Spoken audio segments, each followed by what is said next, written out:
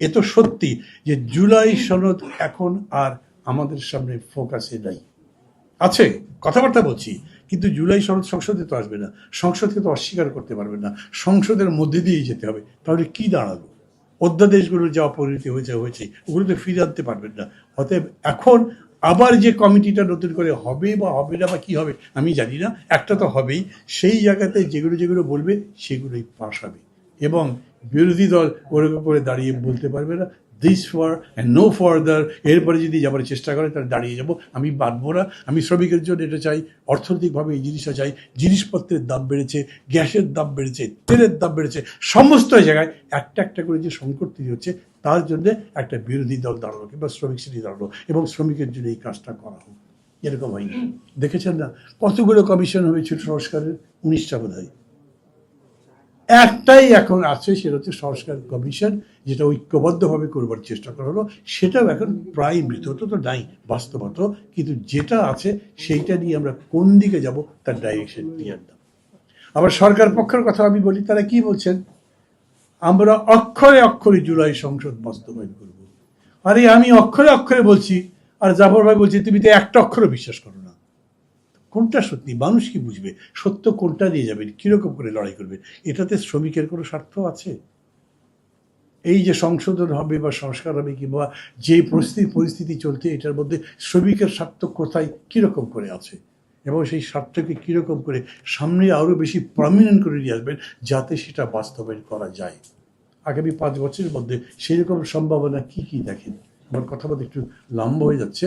আমি বলতে চাই এই কথা যে শ্রমিকরা যে আন্দোলন করছেন, আমি মনে করি এখানে যতগুলো নেতা আছেন তাদের মধ্যে জাফর ভাই সহ, রতনকে দেখছি, বাদল তো উঠেই গেছে মনে হয়, ও ওই দিকে চলে গেছে, আরও যারা আছেন আতিক সাহেব, রবি, সবাই মিলে এরা এত বেশি অভিজ্ঞ, তারা এত বেশি বোঝেন, ভালো বোঝেন, তারা জানেন এই আন্দোলনকে কীরকম করে একটা রাজনীতির মধ্যে মানে উপরে স্থাপন যদি নাও করেন, প্রতিস্থাপন করতে পারবেন, অন্তর্স্থাপন করতে পারবেন। তা যদি করতে না পারেন তাহলে যত ট্রেড ইউনিয়নিজম করেন ওতে কোনো লাভ নেই।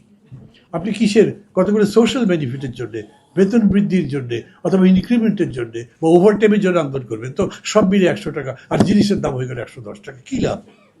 এই তো হয়ে যাচ্ছে, প্রতিনিয়ত হচ্ছে, কোনো কিছু আটকাতে পারছে না। তার মধ্যে মধ্যপ্রাচ্যের যে পরিস্থিতি এখনো একটা সুপ্ত মানে অর্ধেক জ্বলন্ত আগ্নেয়গিরির মতো, নেভেও না পুরোপুরি জ্বলেও না, যে কোনো সময় জ্বলতে পারে, নিভতে পারে, যে এরকম তো মনে হচ্ছে না।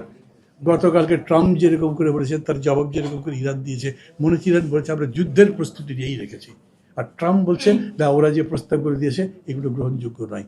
তাহলে এইখানকার পরিস্থিতি কি দাঁড়াবে, তখন কি করা হবে?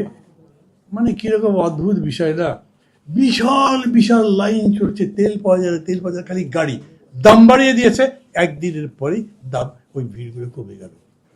এটা কোনো সোশ্যাল ফেনোমেনা? এর মধ্যে কোনো একাডেমিক কি বলবো মানে দূরভিসন্ধি ছিল, এর মধ্যে কোনো ব্যবসায়িক দূরভিসন্ধি ছিল। আমরা তো সে কথা বলতেই পারলাম না, জনগণের সামনে আনতেই পারলাম না, কিন্তু ঘটনা কিন্তু এটাই সত্যি। এখন এটা দিয়ে কিন্তু করা হচ্ছে, এই সরকার তো বহু চেষ্টা করেছে দাম বাড়তে চাইলে, কিন্তু শেষ পর্যন্ত কি করা যাবে, বাধ্য হয়েছে তাই বাড়িয়েছে। আমি বলবো তা ঠিক, আমরাও বলছি বাড়াতে তো হবেই ভাই, সব জায়গায় বাড়ছে, এখানে বাড়বে না, কিন্তু কত বাড়লো?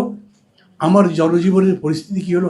এই যে শ্রমিকদের সমস্ত দাবি টাবি বলছে, যদি মালিকদের একটা বৈঠক হতো তাহলে তারা আরো 100 অভিযোগ সরকারের কাছে করতো যাতে তারা কিছুই দিতে পারে।